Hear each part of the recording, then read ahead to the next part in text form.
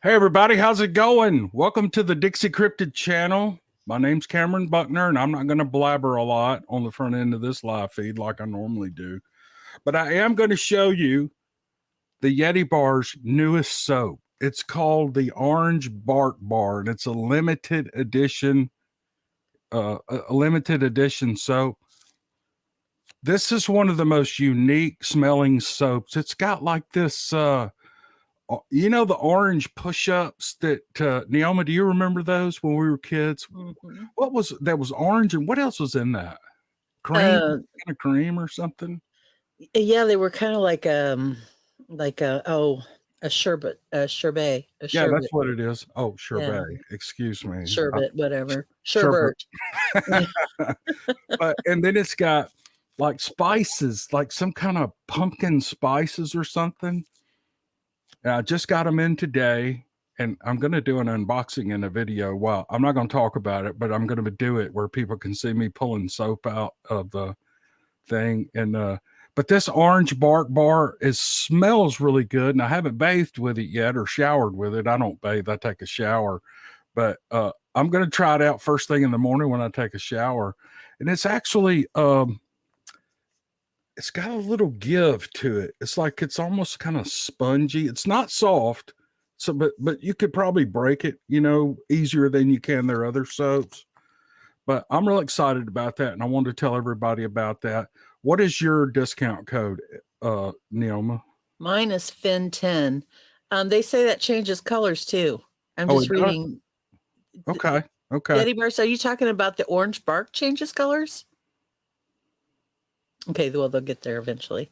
Yeah. But I'm waiting on them to say something, but they're not they're yeah, not in here with us. We'll get them in here with us if they want to jump in, but so apparently this changes colors. I'll give you guys a report on it. I could talk about this. I'm sorry. I'm like ADD or dyslexic or something. I just get on a topic and I just start talking about it, and it just goes on and on. So anyway, tonight we've got two guests. First, we've got Neoma Finn, and we're going to talk about her channel. Now, you guys have heard me talk about her channel. I think in my last video, Neoma and I did a collaboration. And the reason I love doing those collaborations with her is because she's such a good writer. And all I have to do is pull the script up, and she writes like I think, and it seems to follow. I can pronounce all the words that she writes. She doesn't give me any, although in the last one, there were a couple of words I was kind of iffy about, but I figured she'd give me a pass on it. Did I get I them didn't all catch right? anything.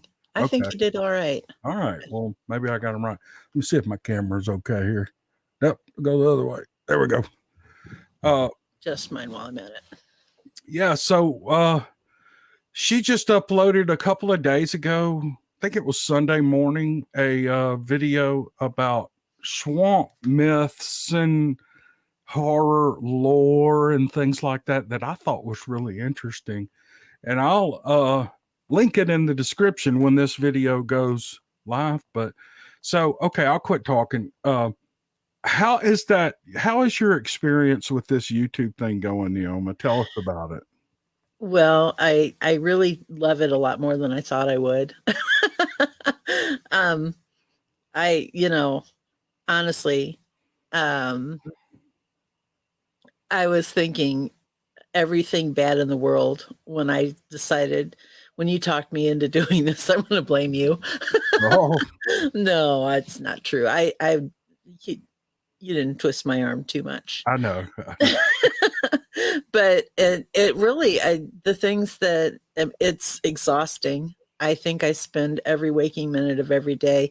Today, I spent a lot of time trying to set up I started my podcast. And once you do your first podcast, and you have to go through and link with or I did because I have the cheaper subscription, and had to manually link with all of the podcast systems, and some of them required that I sit there and fill out tell them my life story and promise them my firstborn grandchild, Yeah. and so I started that yesterday afternoon and continued until finally about 2 hours ago I got through all of them, and I'm starting to get my notifications back that they've been approved. And then, but the thing is that I realized that I haven't written anything in the last 48 hours, and I suddenly have this feeling of being way behind. Yeah. Yeah. And so that's kind of a weird sensation to always think, there's no, oh, that's good, it's over. It's like, okay, that's good, now next. And Yeah. so that's kind of a really exciting feeling to have. And I love that, of course, I have special reasons for really being into the Bigfoot thing and the Dogman thing, but my channel isn't just about cryptids. I try to tell all kinds of. Actually, one of my all-time favorite stories is one that I just released last week, and there's nothing paranormal and nothing cryptid in it at all. It's just got a very strange twist at the end that caused a man to spend the rest of his life in prison. So, and I guess if you want to know kind of my personality, you can tell by the things that I talk about on my channel, because those are the things that really interest me. Keep talking. I'm trying to. Okay. Is Lenita in the house yet? Because she's usually here. He's And in there. Yeah, I saw her commenting earlier. Well, then I want to take this opportunity to say happy birthday to Lenita. Oh, it's her birthday? It's her birthday. Very It's your cool. birthday. It's your birthday. There's Neoma's channel right there. That's her channel. So, and also it's my younger son Sam's birthday. So happy birthday to Sam too. I doubt he'll be watching. Oh, there you are, Lenita. Yeah, happy birthday. So anyway, yeah, it's just been really fun, and really feel like I've opened my front door and let the whole world in, which is a little weird. But I'm making some really great friends, and I've met some really amazing people like Kelly Shaw and of course Lenita, which I knew her through your channel, and Meg and people like that. But it's just been really fun. If you've got the time and the energy, I recommend it. yeah, I was going to ask you, let me ask you two questions now. Okay. So you're on YouTube and you're also out in the podcast network. So all you have to do is search Neoma Fan. There it is right there on the screen. Can y'all see it? Right there. Yep. I'm trying to get my finger on it. Boop, boop, boop. Just look that up. If you use Apple Podcasts, Spotify, Stitcher, I'd get it over in front of you, but I don't know how to do that. Yeah. But Stitcher, I'm trying to think, Google Podcast. I'm not on, I'm still waiting for my Amazon and my Apple Podcast things to go through. But yeah, pretty much the rest of them, I think you can find me on. So you can listen to her podcast in two different venues. And then my second question is, the way you and I met, some of our first conversations, when we first met, I called you because you had emailed me about editing my Steve Lilly book. And in our discussion, you said, my passion is helping writers get published, helping them get their work out and all. Mm-hmm. In your path, since you and I connected, I've watched it change a little bit. Yeah. And I do think I nudged you, but I think that I discovered a talent that, let me just say this, and I'm going to let her talk in a minute, but I can't stop bragging about her.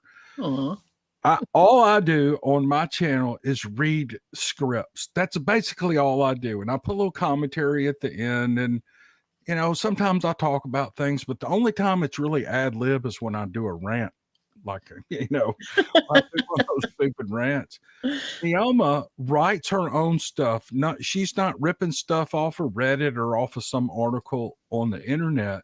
She digs in and researches this stuff and then writes the stories around them. And I think they're fascinating. That's one reason I like doing collaborations with her, because she's always prepared, always ready to go.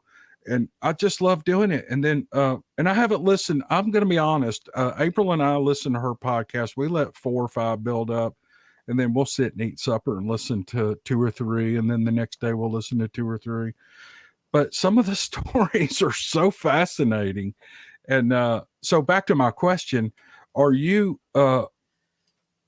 would you recommend other people to try this YouTube thing out if they have a passion to perform or to tell a story or to do a visual podcast or a video YouTube channel or whatever? Would you encourage that?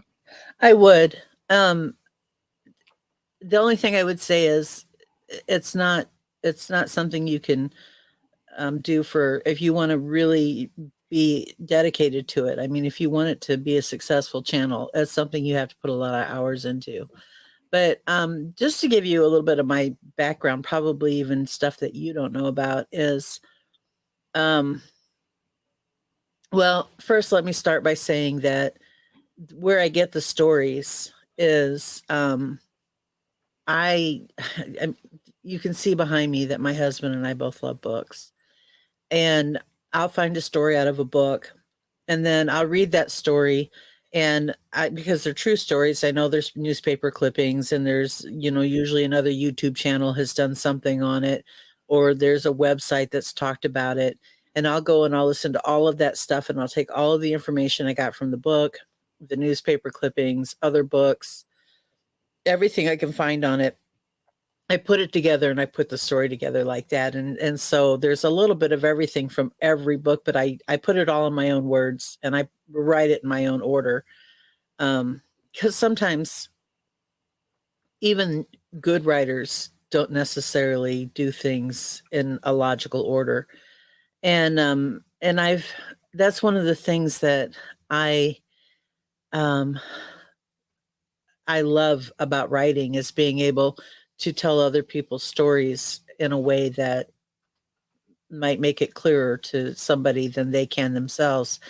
And so ever since I've been a little kid, I've written, and I've sat around and told stories to my dolls, and then I would go out in the woods and but near my house, and I'd reenact everything I wrote. I'd write for like 3 days, and then I go out in the woods and I would act out that script.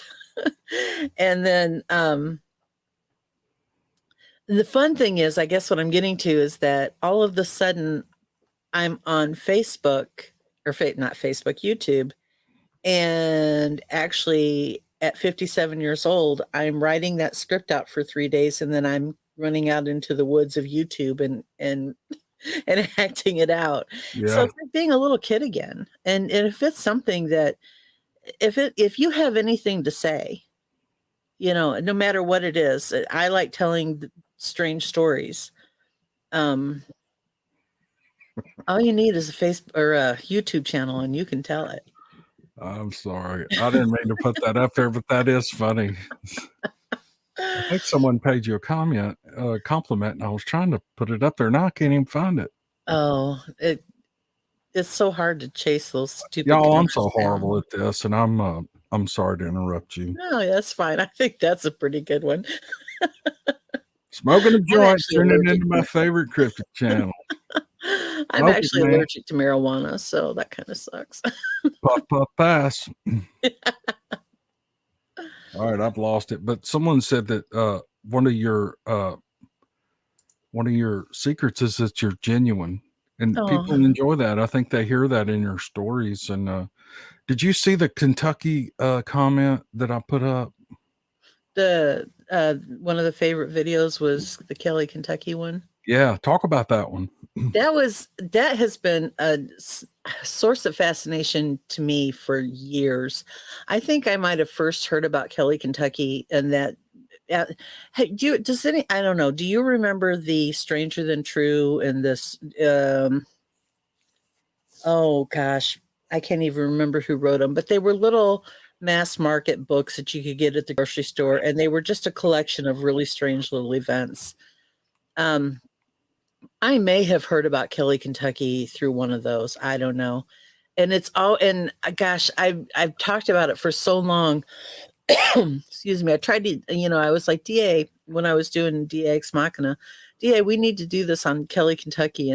And I think I talked to you about, it just fascinates me that here's this family minding their own business one night. They're playing cards around the house. They're in an old farmhouse, typical of 1950s old farmhouses, way behind the times, and things like electricity and hey, um, and Is this and distracting for you? no, not at all. Okay.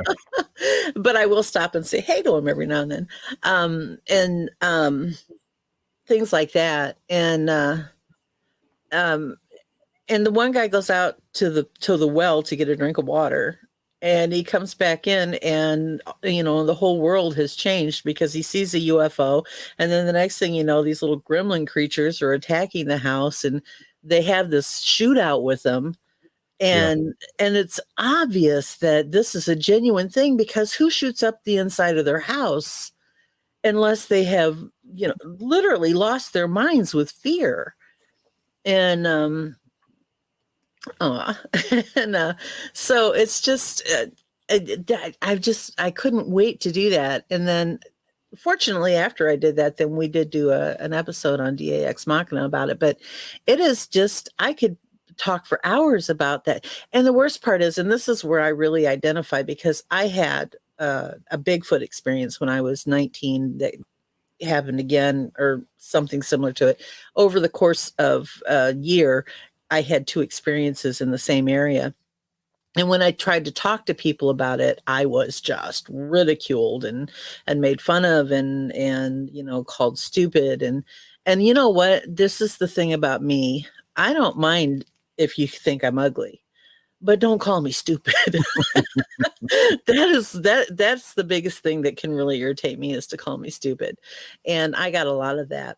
And the Sutton family went through that whole experience, when they went to get help, which naturally you would go to the police department to get help, and they suffered national ridicule for what they did. And they were accused of all kinds of horrible things, sensationalism, and when they couldn't keep people off their property, they decided to do the next best thing, which was try to control them by putting up a gate and a line and charging them 10 cents to get in, or something silly like that. And then all of a sudden they were capitalizing, and it's like, well, what would you do if you had people tramping around your property? Lucky Sutton's mother had people walking into her house without asking, and picking things up and walking out with them, and in the same breath calling her names. Of course they tried to do whatever they could to control it. And I have a lot of sympathy for that family. And not to mention the fact that they just really have a great story.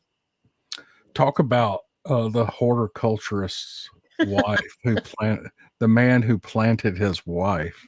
That is, I think, really my favorite story. I haven't heard it. You just kind of hit the high points with me the other day on the phone, and I thought I can't wait to listen to it. It's the man is a Lincoln, Warren Lincoln.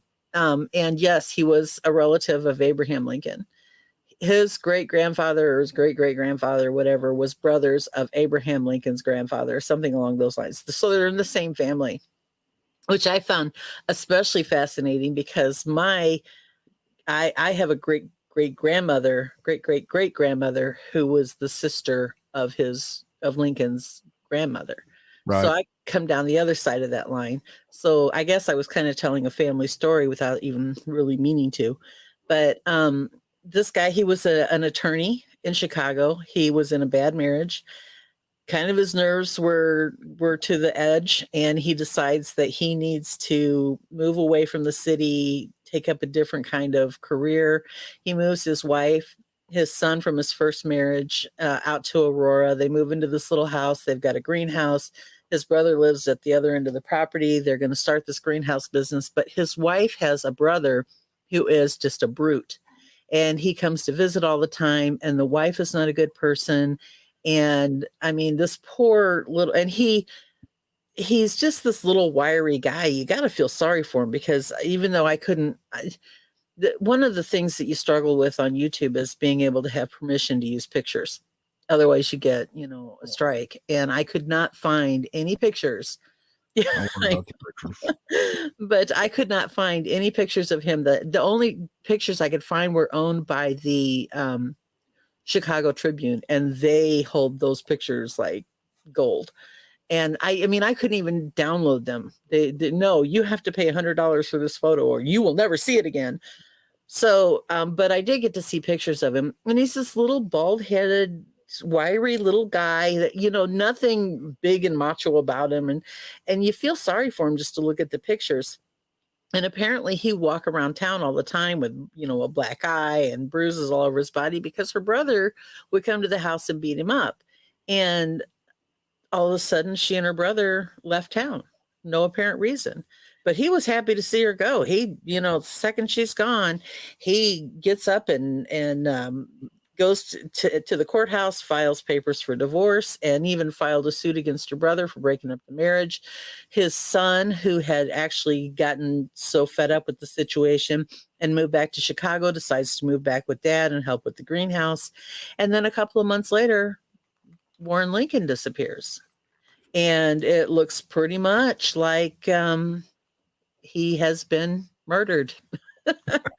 And so for about 6 weeks, the police are, Police Chief Mickles was heading up this investigation, trying to figure out where he was at, and they're getting all these dead ends. And then he comes back to town. And he tells this big story about how his wife and brother-in-law showed up, and they kidnapped him and threw him in the trunk of a car, not in the trunk, but in the backseat of a car, and they take him to Columbus, Ohio, or someplace like that. And they give him to this drug gang, and he escaped, but he was afraid to come back to the house right away because he was afraid they'd come back and get him again. And he says, I'm at my wit's end. I'm going to go to a sanitarium in Michigan, and I'm going to just hang out for a while. And the police chief's like, yeah, you do that. Go ahead. But in the back of the police chief's mind, he's like, this is just too much. I don't believe this. So he starts doing an investigation. And eventually Warren Lincoln comes back, and when he does, the police chief's like, I just don't swallow what you've been telling me. And these are all the funny things that I've discovered. There was a set of business cards from a private investigator that it turned out Warren Lincoln had printed. The blood that was all over the bedroom windowsill and leading out to the greenhouse was chicken blood. I mean, all of these crazy things that just, you know, Mickles had discovered were not true. And so he arrests him, and he says, now tell me the truth. That's a good question. Yeah, we'll talk about that next. But anyway, and so all of a sudden Lincoln's like, yeah, I'll tell you the story. I set it all up. But you know what? I'm not going to tell it in court, and there are no bodies. I had the bodies destroyed. He had burned the bodies except for the heads, which wouldn't burn, and he had planted them in a big planter box that he kept on his front porch. And he'd sit on that front porch and read the newspaper with his feet and just grin. And then his house, the porch was sagging, so he encased the planter box in cement and used it to prop up the porch. He literally used his wife's head to prop up the porch. And he's telling the story, and all along he's like, yeah, but you're never going to convict me of it because I put lime in that box and those heads have dissolved years or long time ago, months ago. There's no evidence. You'll never convict me. And then the chief opened the box because he took him right to where it was at, showed him where the cement box was at and everything. And unfortunately, Warren Lincoln, there are two kinds of lime that you can use in a greenhouse. One is it's not very, it's harmless. It's actually the same lime that you use to pickle cucumbers. Ooh. And Mr. Lincoln did not use the correct lime. He used the lime he used for pickling. So he didn't dissolve their heads. he preserved them in a pickling solution. Mm. And so there was the evidence that he spent the rest of his life in prison. And I just think that's such a cool twist. And I found that my husband actually found that in a book that when he was in Illinois last month, he found this book and he showed me the story. And there's all kinds of, I mean, when you search the internet, it takes you a while because there was apparently a shooting at Warren Lincoln High School and you have to get through those. But if you can get through all of that, you can actually find the articles and pictures on Warren Lincoln and his wife, Lena. And I never did find a picture of her brother, but I found, the stories. I found her obituary. All kinds of interesting stuff that came up on him. And like I said, the Chicago Tribune owns a lot of it. So it was hard to get in to read some of them, but really a fascinating story. And Connor with Bigfoot Anon is waiting in the shadows here. Hang on, Connor. We're gonna get to you in about 5 or 8 minutes or so. But let's see. Okay, I don't know if you want to talk about this or not, but you want to talk about that? Or yeah, I mean, I don't know that they've announced it officially yet, but we've set a date and I have a guest and I have a special co-host. And as far as I know, we're good to go. So, ladies and gentlemen, yeah, just tell them. yeah, on April 14th, which is a Thursday evening, we're going to do a live stream on the Sawdust Beast. It's Beast of the Woods, I believe, is their channel. And Sawdust Beast. I And don't know if Sawdust it'll be Beast. on both of them or what. Yeah, I don't either. But it's just going to be a 1-hour show hosted by me and co-hosted by my dear friend Cameron Buckner. And our guest is going to be Dana Holyfield. And so Honey Island Swamp Lady. that's right. And so should be great. Yeah, I'm real excited about it. I'm looking forward to it too. And we're going to try this for a few months. I don't know, maybe just once a month. It is only going to be a once a month show, and that may make it so it's easier. But there is really a lot involved in doing live streams that people don't realize, and lining up guests and researching and things like that can really zap your energy. So we're going to try it. That's exactly why I don't do many. And the ones I do are they're just kind of slapped together. Like I didn't plan this one at all.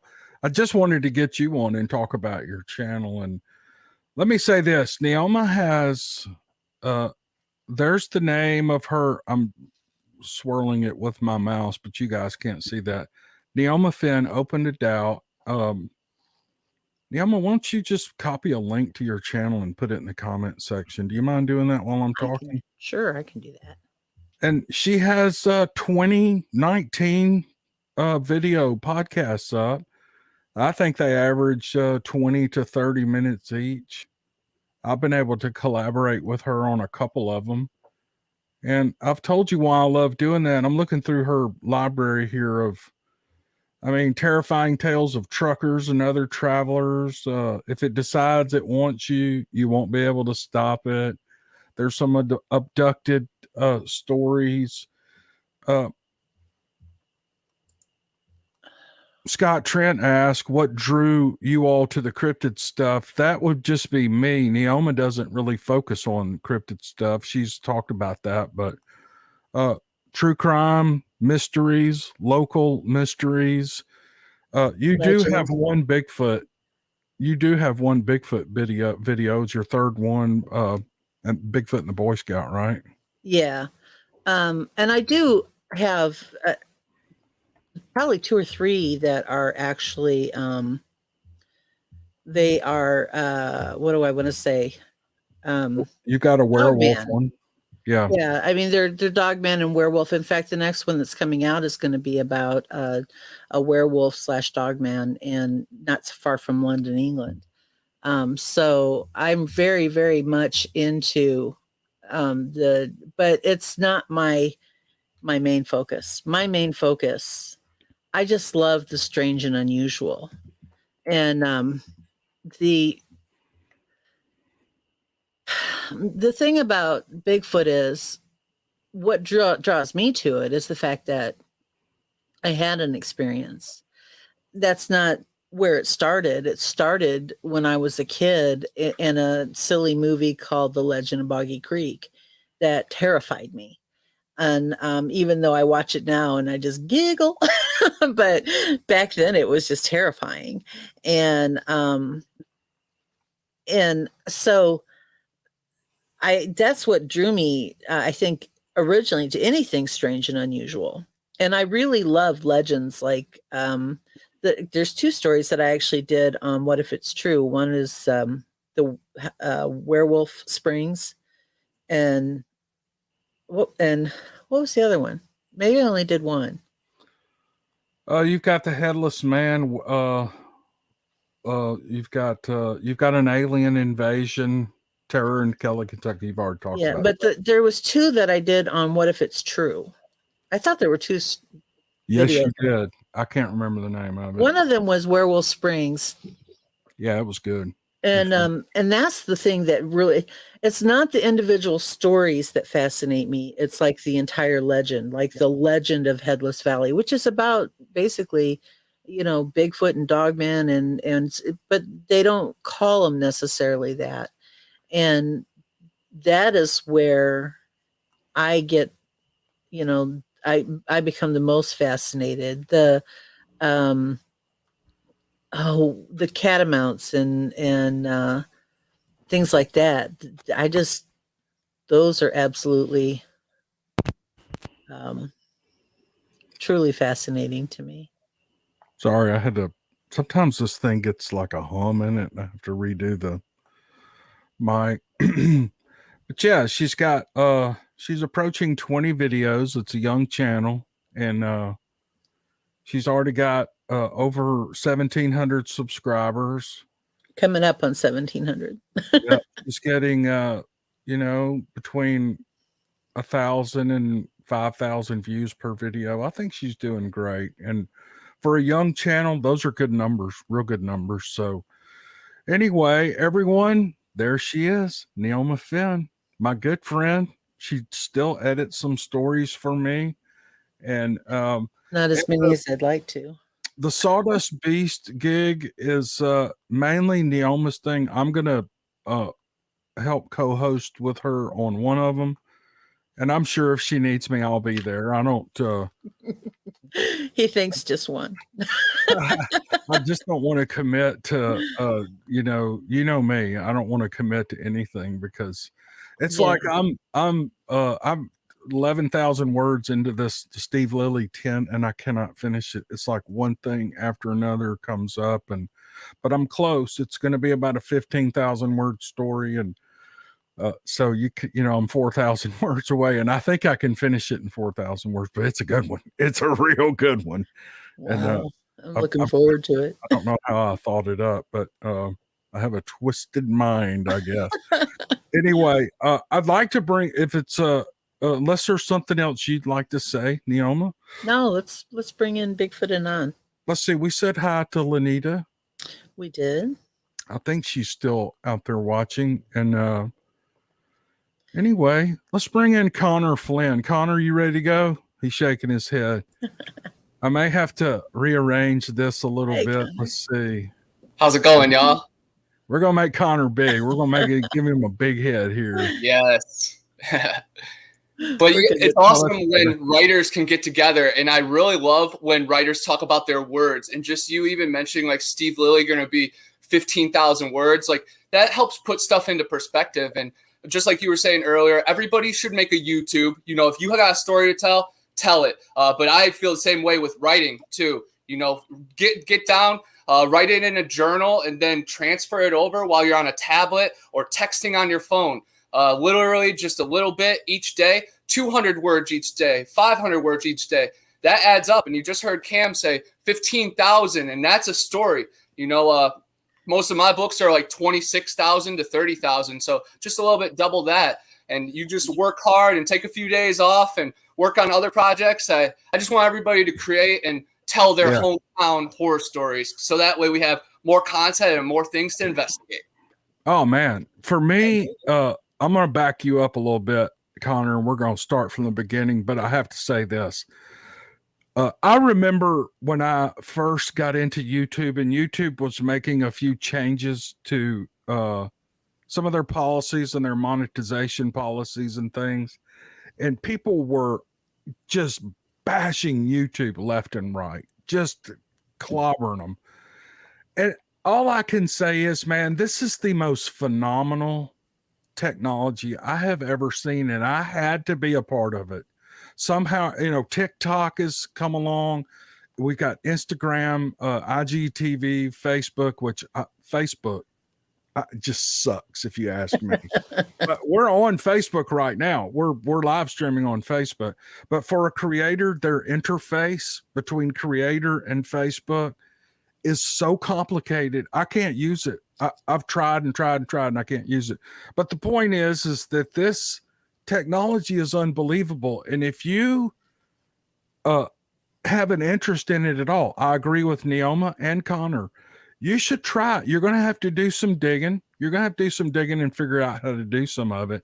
But once you get it, it's not really that hard. Would you guys agree with that? Once you kind of get over that initial hump of go, what do I do here? What do I do here? And your first content doesn't have to be perfect. Just throw it out there. Just put it out there. I was looking at Connor's channel 3 months ago, and I was going back to his oldest videos. I think you've been doing this longer than me, man. And you've got all kind of stuff on there. You've got book reviews. You've got all kind of stuff. And he's kind of refined into travel and this cryptid thing, and it's real interesting. So, yeah, Connor, that's great encouragement for people. I love to hear you say that. Well, I appreciate you letting me be on the platform, and a legend like yourself and a hero of mine checking out my stuff and my content. No, so it really is cool. You don't know who's watching. Could be the Discovery Channel, could be families of the people involved. So I always just encourage people to try to carry yourself in the right light, be positive, but also be strong and fierce too, because there is a lot of naysayers and skeptics out there and all these gatekeepers. So you have to break free, but stay authentic to yourself. And I just want to be a representation and loud light of that. So other people that maybe aren't as exuberant or outgoing, maybe they feel at least comfortable sharing their story or having their own platform. So I want to be the spear that paves the way a little bit. There's all kind of ways to do YouTube, and we're going to back up in a minute, and I'm going to introduce you to Connor. So the people who don't know who Connor is will know. But you can do YouTube in so many different ways. Like Neoma and I do the podcast thing, and the stuff you see on the screen is just stuff. It could be anything. It could be some kind of looped video. It could be. Connor does actual videos. He goes out and walks in some of these places. You're in Florida, right? Yep. Right in the Panhandle, less than 10 minutes away from Ocheesee Pond, where the wild man was captured in 1874. Skunk Ape territory, and he'll walk for an hour and just give you commentary and tell you stories, and you get the whole time you get to see what's going on, and it's really interesting. I mean, I get kind of sucked in listening to you talk. I watch a lot of your stuff, and then you could, if you want to do a gardening channel, but you don't want your face, you could do the talking hands kind of channel. There's a lot of people that do that. You hear their voice, the camera's facing away, and they're just showing everything. I don't know if they mount a GoPro on their bill of their hat or on their head or chesty or whatever. But so, yeah, it's so fun for me to talk about it because I think all three of us just have a ball doing this. And it's like, I'll be 60 years old this summer. And, as a kid, I remember a news organization came in. It's a long story, but we had tons of blackbirds in our neighborhood in Memphis. And the people in our neighborhood were shooting cannons, with nothing in them, just black powder. But they got approved to do that to try to drive all these blackbirds off. Well, the Memphis Commercial Appeal came in, and they did a story on it, and they took a picture, and I could see myself way back in the background standing, and I made the newspaper. Okay, you fast forward 50 years. Look at this. I'm on TV. I mean, it's basically TV, and you can get on anytime you want. It is phenomenal. Connor's younger than me, and he's probably going, "Oh man, this is just kind of normal stuff." But to me, it's like it's unbelievable. It's unbelievable the things that you can do on the internet, and it's free. Casey Neistat, a lot of people probably don't even know who he is, but he kind of caters to a younger audience. But he said, YouTube is a sport, and everyone is invited to do it. And that was an inspiring little quote that I remembered. Okay, man, Connor, you got me going. Connor Flynn is the creator of the Bigfoot Anon YouTube channel. You see it right down here on the screen. Connor also has a TikTok channel or TikTok. What's a TikTok account or whatever? What do you call that? I guess. Bigfoot Anon over on TikTok. Yup, Bigfoot Anon over on TikTok, and I have 69,000 followers right now. Wow. And about to hit 70. It's really cool. Today, I uploaded a video, and it did 50,000 in the first hour while I was at work. I was like, "Whew, spreading the word of Bigfoot. Hard at work." It's Are you it's monetized amazing. on TikTok? Yeah, once you get past 10,000, you can be monetized in the Creator Fund. The numbers from views don't really account to much, but donations during lives add up over amount. But I just got monetized here on YouTube, or I'm in the application process. So I'm, pushing even harder, and I have hundreds of hours of adventures and exhibitions logged up on my channel. So I'm just so excited for like the next 8 weeks to just flood it, because I've went on hunts and camps with some pretty well-known investigators over the last 6 months. And I'm just ready to share my evidence, my information, and just our laughs around the fire. And I'm really looking forward to this weekend. I'm going to Flat Rock Booger's house, the Evergreen, Alabama, the town that loved Bigfoot. And a couple of his footages hit over like 4.5 million on my TikTok. So now I get to stand right where Bigfoot banged on the side of his house and opened up his door and see, the locations of the kill site. And sadly, they've lost a dog. So I'm going to spend some time with the pup at his grave site. But I can't wait. I just love when it goes from virtual to reality. And I'm IRL, in real life, about this. I'm loud and proud that I know Bigfoot. I believe in Bigfoot. And the Sabe people, I think, are connected to us in our ancestry. There's truth in mud fossils and mound builders, and they have us look into the sky. But I think right underneath our feet, there's a little bit of action going on. All right, Connor, you're also the author of 2 books or 1? Four books published right now. And I just signed. Did you send me a book? I sent you a book like 2 years ago, maybe, or a year and a half ago, or like right when I published. I had to.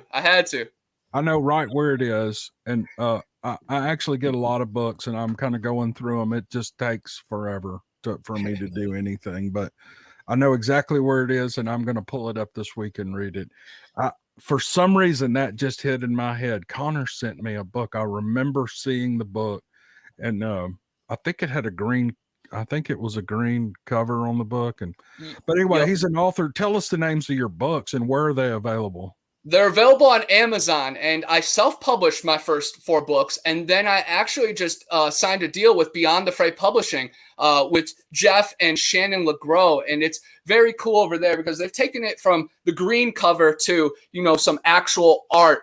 And the first one is called Erie Swamps Road Trip to Eden, and it's a real cool story because it's from Lake Erie, Ohio, where I'm from, down to the Florida swamps. And then the final chapter is Eden, and it's a road trip to Eden. A lot of people think Eden is a metaphor or metaphysical place, but I'm trying to say it's a real physical place here. It might not be the only one. There might be many Atlantises and Edens and castles in the sky. Earth's 10% of what it used to be. But here in the Panhandle, there's a trail and an area called the Garden of Eden Trail. And where 27 of the 28 trees in the Bible, they are in that preserve. And then gopher wood, which Noah used to build the ark, lightest and strongest wood in the world. You can't break it. You can only twist it. It is the Torreya coniferous tree. And one of the only exotic warm places it grows is right here. The other places are cold places over in Asia. It's very exciting because the Ochisi Pond, where the wild man was captured in the 1800s, falls in that Garden of Eden area. And then Torreya State Park, where Stacy Brown, he got that thermal image of the 9-foot skunk ape. And then there's been a Finding Bigfoot episode filmed there at the park, and then also nearby at a house where there was a slimy handprint on the glass.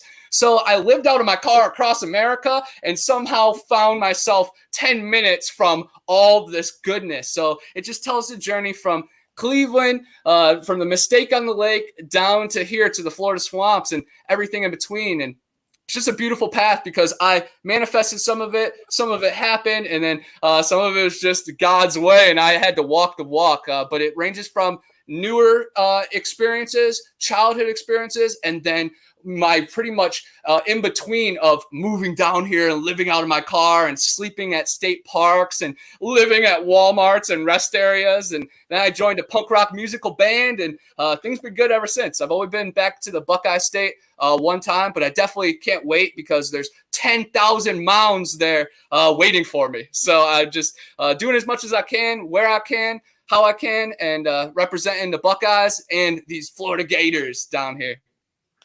I have to interrupt and ask a question. You said ahead. punk rock. Who's your favorite punk rock band? Well, I would have to go with the Rhetorics, but that it's a underground band down here in Florida that we just like partied with a lot. I'll have to send you some links. But I'm not too woke on like some far out older ones, but I like Ramshackle Glory, Johnny Hobo. It's more like folk punk. Living out of the car and playing for $15 so you can eat and sleep that night. But I'm into just music and even just playing guitar. I taught myself guitar like 2-3 years ago, and that had a lot to do with this journey because, I was an athlete growing up, but how much do I throw footballs and make baskets nowadays? I was mad at myself that I couldn't play music, and I kind of held that against my family and myself, and then guess what? I just got over that hump, taught myself, and then I was able to accept myself. And so guys, no one's ever too old to learn something new. It feels good to try something new and to fail and to get back up. So definitely try that. Fail, and things will start going right. And things go really right when you follow your path. All your needs will be met in abundance on this earth. You know what another word for fail is? Experiment. Learn. I like that. Yeah, that's a synonym for fail. Right, I actually was asked in an interview once about that. And have you ever failed? Yes, because I learn all the time. I love that because you have to be wrong to learn, I guess, or not right. That's amazing. And I'm definitely not right. You want to pop off the titles of are the other 3 books available on Amazon? Yes, they're available on Amazon, and Beyond the Fray is actually putting out Big Brother Bigfoot next, and that I feel like is going to be my debut in the Bigfoot literature world, and just so pumped for that. But the next one is Big Brother Bigfoot. I just want to read the chapters real quick, so hopefully it resonates with some cryptid fans out there. I've investigated the Ohio Grassman, Uligani Yowie, Washington Wild Thing, Clear Lake Creature of Ontario, Susquehanna Seal, Tennessee Titans, Florida Skunk Ape, Ochisi Pond Wildman, Honey Island Swamp Monster. I'm very excited about you guys' show.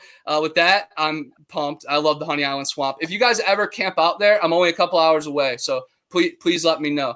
We got to schedule that. DeSoto Demons, Pascagoula Prowlers, Texas Wood Booger, Desert Ape of El Paso and Las Cruces. And Steve Stockton dropped a bomb on me one time. I was telling him about these tailless apes in the desert. He's like, yeah, have you heard about the tribes of them that were seen carrying guns? Not yet. Mogollon Monster, Mojave Sandman, Big Bear Beast, Big Bear Lake, up in California. I don't think it's named after big bears. I think it just got translated a little bit. But that's my story of Big Brother Bigfoot, about how I think it's some kind of ancestor, but there are other creatures out there in the in-between. And I feel like they are sometimes our guardians. And I bring up Janice Carter in Tennessee, how she has a close connection with Sasquatch because her grandfather raised one. And there's dogmen in the area. And they were actually really angry at all these campers. And the Sasquatch reached out to Janice, had her, disperse camp. And she might have saved some lives. The Sasquatch might have saved some lives. So I've heard it on your channel, Cam. There are many positive stories out there of them saving people from landslides, people with compound fractures, lifting them up back to camp. So they are not all creatures and monsters and fierce demons. They live by a strict code, just like human beings. So just walk with that balance. But yeah, that's Big Brother, Bigfoot. It's really close to my heart. This one is Monsters and Mysteries Around the Corner. Let's back up to the other book. Each chapter is a description of each one of those those legends in those specific areas. Yeah, it's a description. I know that's probably a stupid question, but I need to hear you say it. No, yeah, I love it. I love it. Authors love talking about their stuff because it's like, oh man, there's a story inside the story. Let me unlock it one time. But yeah, it's like 16 chapters. There's an initiation chapter and then a around the world chapter and then a letters from family and friends chapter too. But about 16 of my own chapters of background information about the creature and then my story on location. And sometimes it's really mild, just like hearing stories or maybe noises or having bad dreams or nightmares. But other times we found footprints and it correlates, in there. And then other times I've been sick and struck and sharded my pants. So it gets really hairy and dirty in there down in Mississippi. Okay, go to the next book. I'm sorry to interrupt you. No, I love it. I love it. Monsters and Mysteries Around the Corner. And this one's all about how we don't have to read graphic novels or read scary monster movies. And they'll find you. And if you look hard enough down your own street or on your own family tree, you'll see that there's tons of stories and legends. And my aunt saw a banshee in Limerick, Ireland, like 80 years ago and was scorned her whole life and not believed.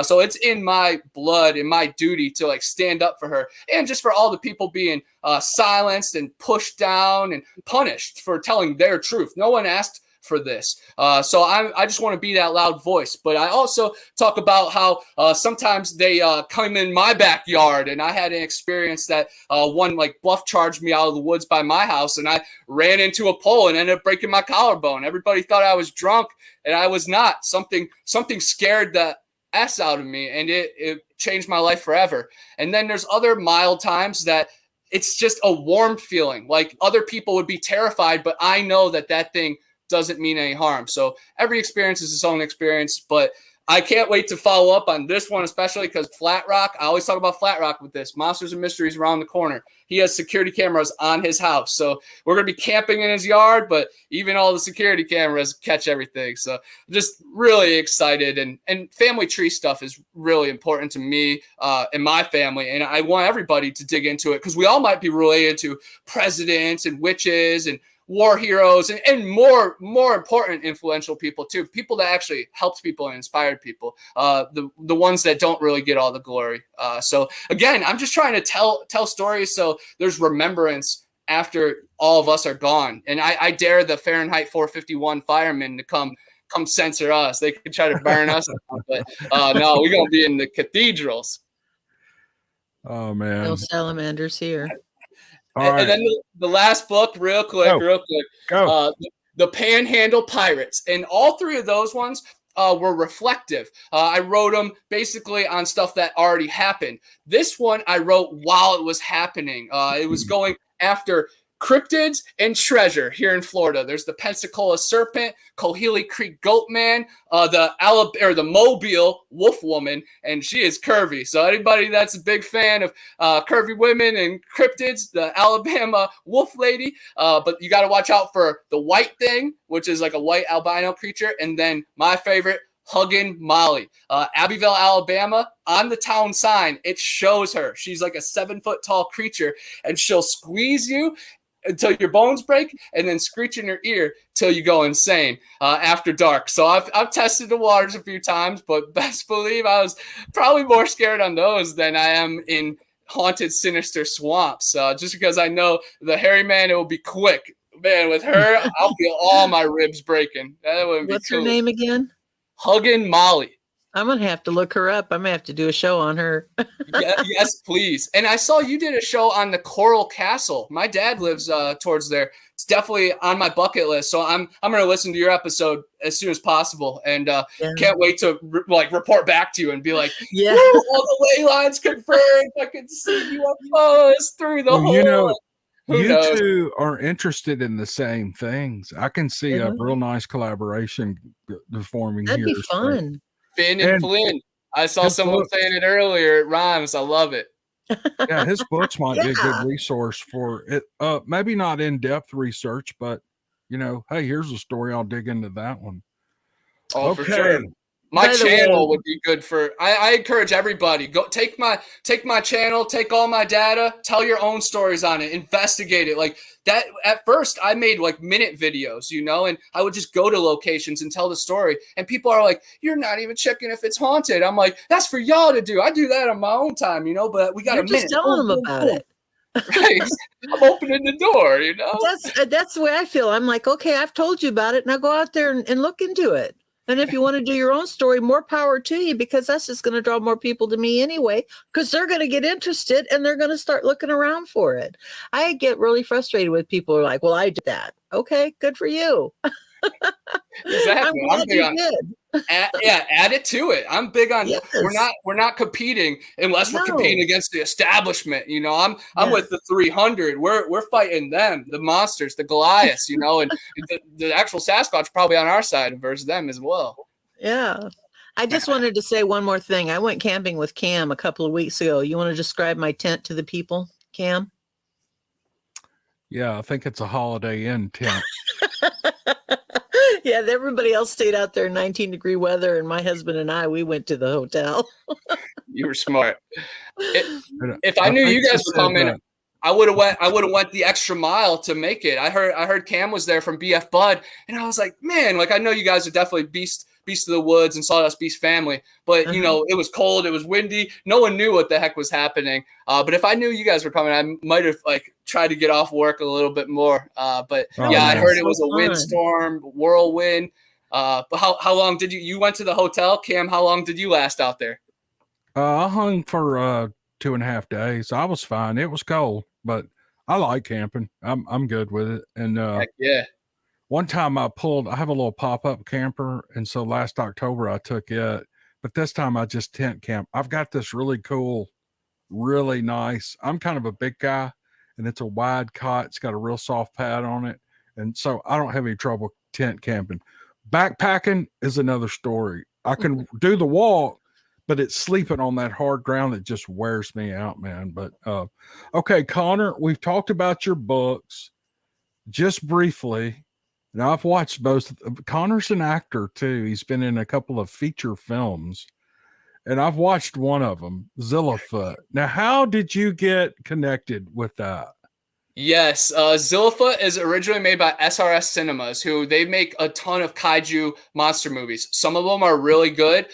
Some of them are house shark, and you can literally see the shark's legs chasing the man around the house. But Zillafoot was originally being made 5 years ago, and it got about 75% made. And then they reached out after about 4.5 years to a bunch of different filmmakers. And my good friend Jack McClellan, he's an FSU film student. He's been on Vic Cundiff radio. He's had a Dogman encounter.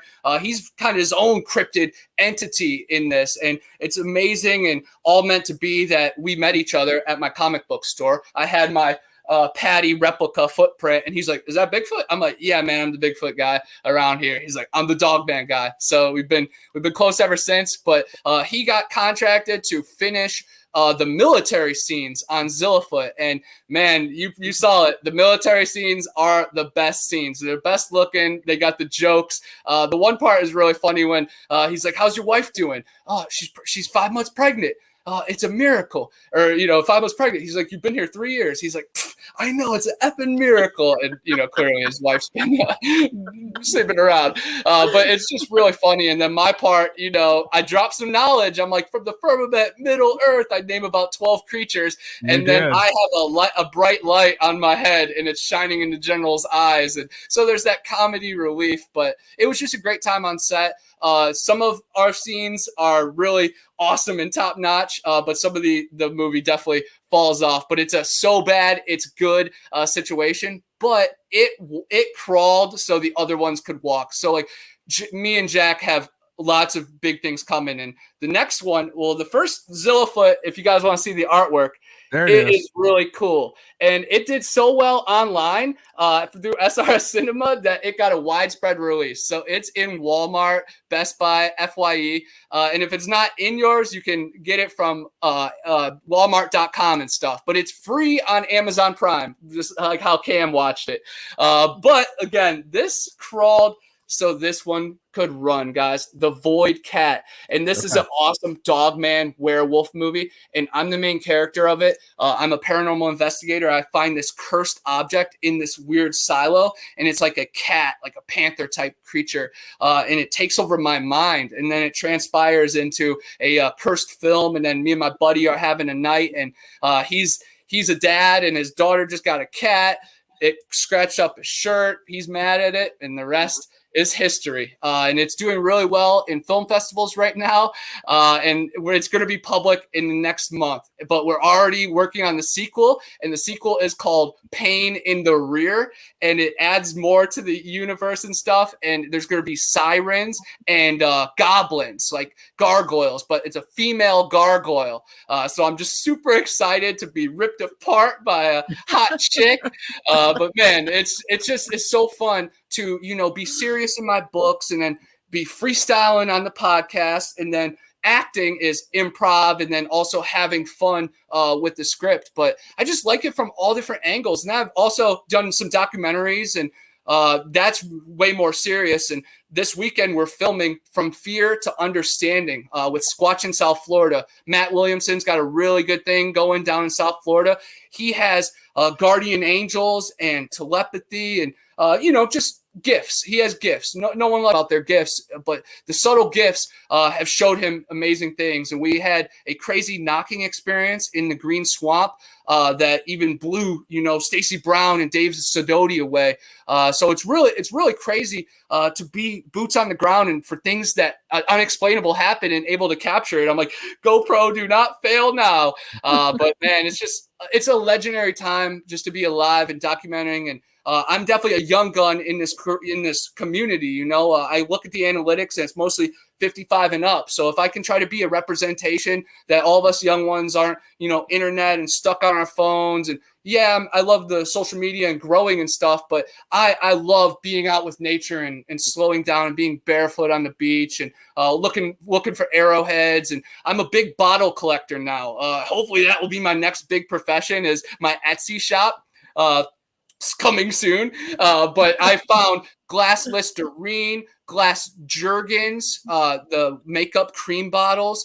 It's just really cool. Glass Dr. Pepper, Gatorade, and license plate. So I'm looking for all this stuff, and I'm also keeping an eye out for Sasquatch, just recording and trying to tell history. And I'm just living, baby. It's amazing, and it's fun to share it. We talked about the bottles. Oh, I'm sorry, Cam. Go ahead. No, go ahead. Go ahead. We talked about the bottles one other time. I remember that because I have some I call them Dr. Feelgood because they're bottles from old time traveling shows and I wish I'd remembered that. They're up on top of my cupboards. I have to get up on a ladder to get them, but I'd have got them down so I could show them to you tonight, that I found out in the woods. So, and I wish I'd remembered that. Third time's a charm. That was on DA's show, of course. Oh, and yeah, we were that's talking right. about That's when it was. Yeah. And I remember you mentioned like some kind of medicine, and like the wording kind of stumped me. And I've heard that word many times since, but it's amazing. I got this dump spot that I go in with 3 plastic bags and a backpack on my back. So I fill a whole grocery bag on my right, whole grocery bag on my left, and then throw one in my backpack. And at the very least, we're picking up the forest, but I can't wait to sell, share, trade. I had them on show at the Bigfoot conference and was giving them away, like my mom gets mad at me. She's like, that's $60 online. I'm like, I'll find another one, it's all about like same thing with arrowheads and pottery. all legally found. But I love sharing it. My mom's like, we could put the bowl together. I'm like, not a chance. I want everybody to have a vibe. Like I leave them out at Torreya State Park as offerings and gifts to Sasquatch, and she gets mad. I'm like, it's the most gracious thing we could do. It's how you honor it. Gods must be crazy. I mean, a bottle really changed the entire world for a tribe of people in Africa. It's probably a movie before your time, but it's a hilarious movie if you ever get to watch it. What movie, Neoma? The Gods Must Be Crazy. Oh yeah, I've seen it. It's really good. What happens is a Coke bottle gets thrown out of a plane, and it's picked up by the bush people of Africa who don't have any. Right. Nobody in their organization has any privately owned. My husband just brought me this. Oh, he heard it. Thank you, man. That is amazing. Yeah. And this says on the front, Mosby Medicine Company in Cincinnati, USA. Oh, Ohio, baby. And then that's his face too. I love those ones. Yeah, it's like, who was that guy? And then he brought me this, but this is actually a root beer bottle from a company that I got it. It's not as old, but this one, I don't know. I used to have several of these, if I can get it right in front of the camera. And we found, and they're all old Dr. Feelgood bottles. And boy, do I need to clean up in the top of my cupboard. Thank you. I appreciate that. Thanks, Brad. Cam says thanks. Have you had a chance to see the documentary I put out a month or so, two ago? Oh yeah, with the guys. I was actually you released it the day of the Bigfoot conference, so I was like literally getting ready to be on stage. My heart was beating like on the toilet, and I was watching, the Feel Good guys, Mark and Larry, just make me laugh. Well, I was going to ask you. I would love to. I need to do some work on that film and do some re-editing. But will you get with the guys who are submitting things to film festivals? I don't know where to submit it. I don't know where to send it or whatever. So I was thinking if you could help me do that. I'd like to submit it and see how I stack up against other documentary makers. And would you help me with that? Oh, 100%. Yeah, Jack McClellan, the director of all these, he's in a bunch of like paid groups and stuff that he has like exclusive access. So I'll just talk to him. I'll send you everything that you would qualify for. That'd be cool. Yeah, don't go out of your way. But if you could just put me on the trail, Oh yeah, put this dog on the trail, then I'll dig it out. I take pride in kind of being a secretary, for people. Like I love being a facilitator, and I'm all for it. So 1,000,000%. I was going to tell you, I was going to ask Connor, have you entered into the Nashville Film Festival before? No, it'll be in May. I don't think the national one. We've done the Nashville one. Oh, what was it? Invitational one? Nashville, Tennessee. Nashville. Yeah. I'll mention that to him because Nashville's not too far away from us, and he has a Bigfoot documentary too, and then 2 other fictional movies. So that's what's beautiful. Once you build your catalog, it's like, oh, this one doesn't fit. You take my other movie. But what started Void Cat was a real life film festival in Tallahassee. It was the Tallahassee like Horror Fest, and we got a standing ovation for Void Cat, and it was just cool to be there in a theater and them laughing at the lines that we know to laugh at, and it just hits different. And I just encourage everybody, follow that and go to your local theater too. And I also want to say happy birthday to Nita as well. I just see you in chat. Oh yeah. My husband got a script into the Austin Film Festival, and he got into, I think he made it into the top 10%. Dang. Austin's like top of the line too, because South by Southwest. Yeah. Oh yeah. That's going on right now, isn't it? Or it just finished? I'm not sure. I've been under a rock in the woods too long. I'm pretty sure that South by Southwest either is going on this week or it was last week. But yeah, that's top of the line. That was really cool that he got into that with his script. But I know all kinds. I mean, I love film festivals. Of course, the number one is Robert Redford's, but Sundance. Hopefully I'll be at Sundance here soon, and you guys will hear about the crazy guy in the front that they actually kicked out. Then they realized, wait, he's the main guy in the werewolf movie. He's in the movie. We can't kick him out. So the Void Cat is free on Amazon Prime. Is that true? It's going to be live on YouTube within the month. Jack is setting it up because some of these film festivals, your video can't be public yet because if some of the film festivals allowed that, then everybody would just send their YouTube videos. They're like, I'm in it. So the but Void if Cat it's has not public, been released yet. Is that what you're saying? There's some that there's stipulations, so you're not going to be out of every single one, but there's some that you have to keep it like on a paid platform or something. But who cares? There's so many festivals out there. But that's why we've been. I'm asking you about your film, The Void Cat. Is it on Amazon Prime? No, not yet. But it will be on YouTube. But I'll send you a private link so you can watch it, so you don't have to wait with the common folk. Hey, you can send me a link too. Oh yeah, I will. Stay with the common folk. All right, man. Well, the main comment I keep seeing in here is Connor's so full of energy. Yes, he is. He's a real energetic guy. Connor, what's coming up? What's your biggest project coming up? Oh that man, you'd like to talk about? Definitely that documentary, From Fear to Understanding. Then my next book, Big Brother, Bigfoot. That's going to be on Amazon. But I just really have just huge plans with my channel, going live now from the field. It's going to be awesome. And I was waiting, I've been going live on TikTok because sometimes, man, I have 4,500 people in there over the hour and a half. And I'm teaching them how to, cast prints and what to look for, and picking up feces and squeeze it in my hand, letting people know how old it is. I'm really digging in here. You can give it a little taste every once in a while. I should. I will soon. I will.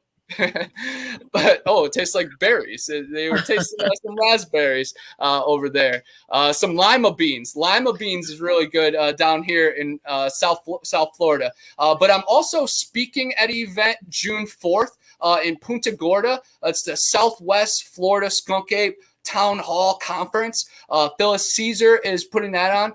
Really excited about that because, live and direct, I got to speak at the Great Florida Bigfoot Conference and I had that place rocking. They were clapping after everything I said because they didn't know what to do. It was hilarious, but it's about positive energy, and I'm all about freedom, getting out there, letting your thoughts be known, and showing each other you love them. Show some smiles. I'm not scared to shake hands, give hugs. It's like it's 2017 again. But I'm all about just being yourself and being authentic. And even if you trip up and stutter, or make someone mad or offend someone, no one's going to be perfect. But just carry yourself in that light. And just a little candle can illuminate the darkest cave. And I just love these adventures just because just last weekend, Evan D from Occult 45 came here. And that's inspirational to see someone road trip here and let me be their tour guide. And Mark Muncy and Carrie Schultz, are you guys familiar with them from Erie, Florida? They're some awesome authors themselves. They actually came last weekend and I gave them a little tour. So it's really cool when, again, virtual becomes real life. And I just love these kind of energies, just three great minds that stand on their own 2 feet. And we represent all different corners of this community. And it's amazing when we can come together. But yeah, I definitely appreciate everybody loving the energy. And that's why everybody came to me and said after my show, is like, I appreciate your energy. And I just try to lead by example. And it's not all, sunshine and rainbows. You have to fight through the hard times 1,000,000%. The darkest days are followed by the brightest mornings, though. And there's definitely a bunch of fossils and shark teeth out there and arrowheads. So you could just get lost in the history of the land. And that's what I do when times get rough. I just encourage everybody to find hobbies that you can just forget about the static. Like, time doesn't exist when I'm doing this, and I'm doing this a lot. So the last few 5 years, last 6 years, the last 25 years of me being a weird enthusiast, it's flown by, and I love it. And I really look forward to camp outs and these documentaries. And it's, again, Squatch in South Florida, Tyler Howell, we're all linking up at Flat Rock Booger's house, the town that loved Bigfoot. That's a documentary too. It's a really cool place. They have statues all in the center of the town. it's like it's calling my name, and I'm ready to answer the phone. But I'm just ready for everything else that comes my way, and I'm just open to all opportunities and try to manifest my destiny. And I try to manifest some good stuff for the world too. But I'm stay as busy as I can and try to just be there for people. But sometimes it does go sideways, and you just got to stand strong, 1,000,000%. Somehow, I think your mother had no trouble keeping you busy. She'd probably just give you a spoon and put you in the backyard and you just dig holes with it, wouldn't you? Yes. There was actually a couple small mounds. Like now that I look back, there was a couple really small mounds in my backyard. And there was this one hole that I'd always just dig my hand in. And I'm like, maybe like there was something magnetically pulling me there. I'm a big fan of Native American mounds. I want everybody to know America has pyramids, guys. I've narrated over 10 hours worth of mound builder newspaper articles. And yes, sometimes newscasters and journalists, sway a little bit of the words. But when it correlates from decades, different papers, different countries, different parts of the newspaper, specific details like sitting position, surrounded by rubies and gems, facing the east, sometimes in a circle, if it all correlates, that's where you start to draw connections, and you can throw the rest out. But our history is so exuberant. And check out the Kolomoki Mounds if you're ever in Georgia. It's like a 80 foot pyramid. The Chattahoochee Mounds in Florida, it's one central mound and then 5 in a semicircle. And those line up with the Kolomoki and the Fort Walton. Lines up with the stars and the planets. I don't think planets are space rocks. I think they're deities. And I think there's a dome above us, just like the good book says. And there's Leviathans and maybe Nephilim. And is Sasquatch a descendant of Cain? That's what the Mormons say. That's what John Smith, found out in the 1800s. But I just love when it crosses paths. When they think I'm wacko, but it's right in their book too. So it's awesome, drawing the connections. But thanks, Cam, so much, because after that call-in show, I've been waiting for our fun reunition, man. And I hope I'm glad soon too. I heard you say I want you at the camp out. I want to be at the camp out 100%. Yeah, there'll be another one this fall, probably in October. I don't have anything to do with it. They just call and go, "Hey, we're doing a meet and greet if you want to come." And the first 4 or 5 times they invited me, I was too busy. But the last 2, I've been able to go, and Neoma's been able to go to those too, and they're a lot of fun. I mean, you will meet. I think this last one, there were 50 people there, and they're from all over the country. There was a woman who drove from San Francisco. She was like on a 2-week epic journey. And that meet and greet was the halfway point. She had this beautiful American pit bully that was named Sophia Loren, and we called her Sophie. I just love that dog. She's a real rough dog, and she wasn't the most. She's real sweet. She wasn't the most well behaved dog, but I just love scratching those dogs' bellies, and getting them happy and everything. So that was Robin Griffith, and she handed out little rocks with Bigfoot feet on them, which I love Robin. That is so awesome. Yeah. She's really a neat lady. In my truck. She gave me one too. So. I actually have 2, but I just grabbed the one. But I may as well grab the other one while I'm at it, and that's my other one. And at the time, my fingers were painted like Bigfoot, and these matched perfectly. But I've had my nails redone since then. I'm the girly girl in the bunch. I can skin out a deer, and I can even dress out a hog, but if I break a nail doing it, someone's going to pay. So. Hopefully your finger heals up. Was it a serious surgery or just a stove? It's not even worth all of the bandaging. I couldn't cut because I couldn't do it one-handed. I have a teeny itsy bitsy teeny weeny tiny little wasp sting. But I wrapped it tight because it makes the pain not, because wasp stings hurt forever. And it happened right before the show. So I was in a hurry and I just but it's like microscopically small. So I made it look like I have a broken finger, right? Yeah. I was going to say, I got some screws in this finger, so I was going to compare some metal with you, but I've been stung by bees too. And let's see if maybe, track your sleep tonight. You might have some crazy dreams. You might tap into the bees. There's a connection with beetles Yeah. This finger right here. Yeah. I'm not going to tell you what I've done with this finger. I love it. Picking my nose. All right, guys, we're at an hour and 20 minutes, and I think well, the view count's going up. So but we've probably been through everything. Either one of you, if you'd like to kind of sign off for the night, Connor, if you want to start. Yeah, go ahead. Yeah, I am just temporarily signing off because I'm actually going to be on another show. The one time I was abducted by aliens, 2 girls, Jamie and Bree, freaking awesome girls in the UFO community. They're having me on for Bobby's Cryptid Corner. So if you want to go onto their show, subscribe to me and then go on to the community tab and then find that video. But I would love if all you guys, come over to my channel and join me on my next adventure. When I premiere my videos, it is an awesome chat, awesome community. We're all family. And it's so cool that, wow, Cameron Buckner, Dixie Cryptid is watching my videos. Like, I'm going to walk a little farther next hike for that. But it's very inspirational. I love it. And the girls are here, right here. The one time I was abducted by the aliens, when you see those peaches invade your chat, y'all, that's the girls. That's the girls. That's Bree and Jamie. They got a great thing going on over there. But I'm so excited for this weekend. Squatch in South Florida. He's an awesome channel. Another young blood newcomer.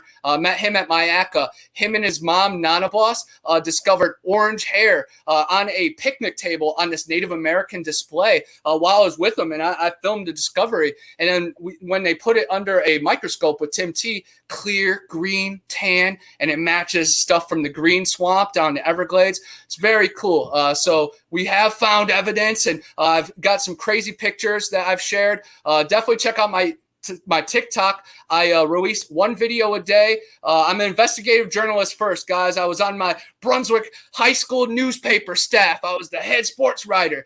So I've always been, driving for the truth. But man, I'm just so excited for the future with documentaries, these fictional movies coming out, more books, more podcasts, and I am starting my own live podcast show too, now that I am monetized. But catch me over on Paranormal Highway. I'm a podcast host over there. I just love this community. And again, it's a way to get away from the static shock and feel some love. And I feel like we're gaining ground here on the heart, the soul, and these strange creatures out there. So definitely tell your truth, guys. Do not be scared of the naysayers. I get hundreds and thousands of comments every day on my TikTok bringing me down. But, hey, it helps the algorithm, baby. So just stick with it, guys, and find some good people. Not everybody is going to vibe with you, but your tribe will take you farther than ever. And the people I've met through this community, it makes it all so worth it. I'm just so excited. Okay. Now, some of us are in our 50s, 60s, and 70s. So back up. What channel are you going? Are you going to be on another live tonight? Yeah, in 8 minutes. Whoa. What's the name of the channel? That one time I was abducted by aliens. Okay. That one time I was abducted by aliens is in the room tonight, or was. Yeah, they're in the room. They're probably getting ready now. But they're awesome. 2 awesome girls. Like I said, the easiest way to find it, type in Bigfoot Anon and then the community tab. But yes, the one time I was abducted by aliens. I can't wait to be on there. It's so crazy because I was like nervous with the timing. I'm like, oh man, I don't want to cut the show with Cam short, but I don't want to, push the girls back. And look at that. Why do I stress? Just let everything fall into place. So as cool, as calm, as wild, as fun I seem, none of us are perfect, and we all, like Neoma said, you don't know how much actually energy goes into all of this live stream. But I do live and breathe this stuff. It's authentic as 1,000,000%. But best believe when I'm out in the woods and I got to shut up, I'm going to shut up. I'm very mature and very responsible, but I'm also a good fun time. Sometimes the universe just locks in place and everything works out, doesn't it? So, Connor, you break away and go to your other show whenever you're ready. Neoma, did you have some anything to say before we sign off tonight?